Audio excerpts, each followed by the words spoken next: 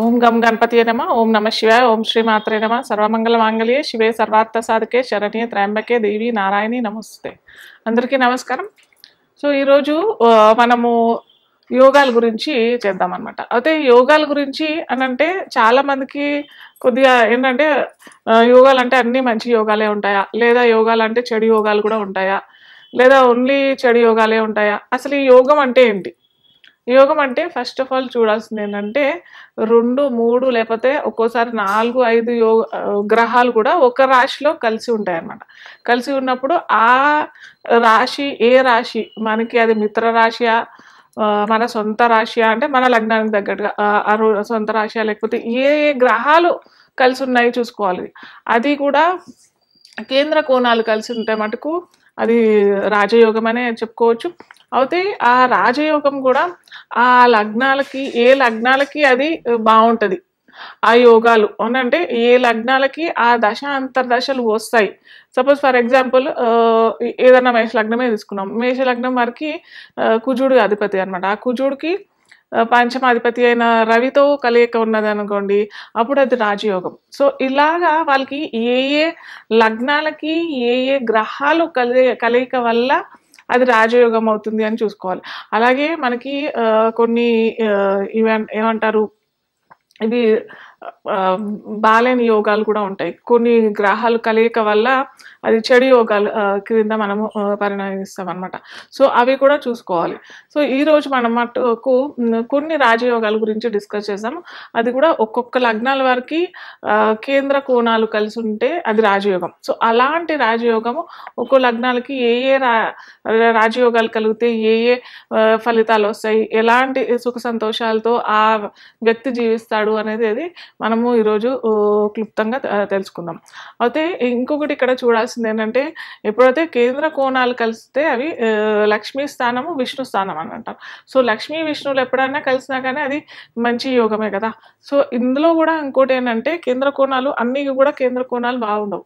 So అది కూడా చూసుకోవాలి. చూసుకొని మనం తెలుసుకొని ఆ యోగాలు ఆ దశలు అంతర్దశలు వచ్చినప్పుడే అవి ఫలితాలు ఇస్తాయి. ఆ దశ అంతర్దశలు ఒక్కోసారి రావు. యాక్చువల్గా రానప్పుడు ఆ యోగాలు కూడా ఫలించవు మనకి. ఓన్లీ అలా మనకి ఆ జాతక చక్రంలో కనిపిస్తుంది అంతే, కానీ అవి ఎటువంటి ఫలితాలు ఇవ్వవు అనమాట. సో ఇప్పుడు మనము ఒక్కొక్క లగ్నాలకి ఏ ఏ యోగాలు బాగుంటాయి, ఏ ఏ యోగాలు కలిసి వస్తాయి, ఎలా ఉంటుంది వాళ్ళకి, వాళ్ళ జీవితం, వాళ్ళ లైఫ్ స్టైల్ ఎలా మారిపోతుంది, అదంతా మనం ఇప్పుడు క్లుప్తంగా తెలుసుకుందాం. కాలపురుషాంగంలో నెక్స్ట్ మనం చూసినట్టయితే మిథున లగ్నం అంట. మిథున లగ్నానికి అధిపతి ఎవరు అంటే బుధుడు అన్నమాట. సో ఈ బుధుడు కనుక చెప్పాం కదా, ఇంతకుముందు చెప్పుకున్నాం కదా, లగ్నంలో ఉన్న, పంచమంలో ఉన్న, నవమంలో ఉన్న ఉన్నట్టయితే, లేదా చతుర్థంలో ఉన్న వీరి ఫలితాలు ఎలా ఉంటాయి మనం చూద్దాం. ఇప్పుడు లగ్నంలో కనుక బుధుడు ఉన్నట్టయితే తన సొంత లగ్నంగా కాబట్టి, తన సొంత రాశియే కాబట్టి, ఇక్కడ బుధుడు సొంత రాశిలో తన లగ్నంలోనే ఉన్నట్టయితే మంచి రాజయోగం. వీరేంటంటే ఇన్ జనరల్గా అయితే మిథున లగ్నం వాళ్ళు ఏంటంటే మార్కెటింగ్లో, మీడియా రంగంలో, లేదా ఇదేంటి కమ్యూనికేషన్ రంగంలో మంచిగా రాణిస్తారు అన్నమాట. అయితే వీరికి వీరి కనుక మిథున లగ్నం అంటే లగ్నంలోనే బుధుడు ఉన్నట్టయితే మార్కెటింగ్ లెవెల్లో ఉన్న వాళ్ళైనా కానీ, మీడియా రంగంలో ఉన్న వాళ్ళైనా కానీ మంచి ఒక రేంజ్లో వెళ్ళిపోతారనమాట. చిన్న స్థాయి నుంచి వచ్చినా కానీ వీళ్ళకి చాకచక్యం ఎక్కువ, మాట వాక్కు చాతుర్యం ఎక్కువ. ఇన్ జనరల్గానే మిథున లగ్నం ఇన్బిల్ట్ అనమాట. వీళ్ళు చాలా మంచిగా మాట్లాడడం, టాకిటివ్ పవరు, వాక్కు చాతుర్యము, మంచి వర్చస్సు, ఇవన్నీ ఉంటాయన్నమాట.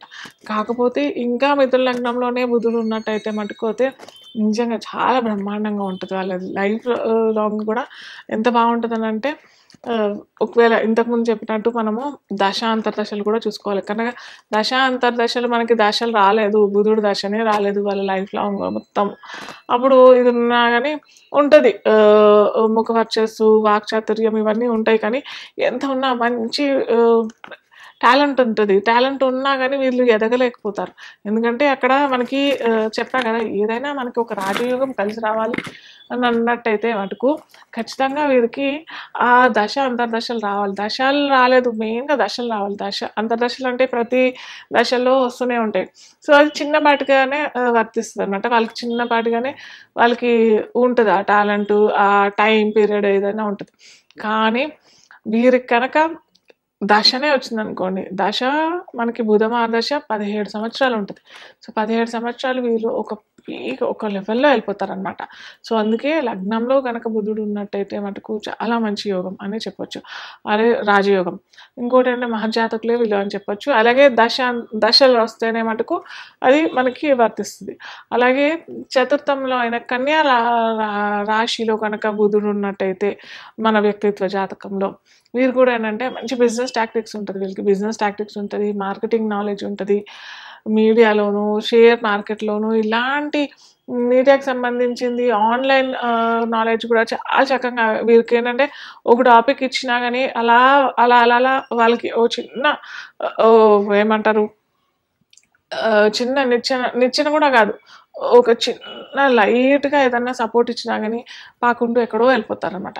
అంత మంచి నాలెడ్జ్, అంత మంచి వాక్చాతుర్యం, అలాగే ఆ టైంకి తగ్గట్టుగా వాళ్ళు మాట్లాడడం, ఇలాంటివన్నీ కూడా మంచి వక్త, అలాగే మంచి కామెంటేటర్ కూడా వీళ్ళు ఉంటారు.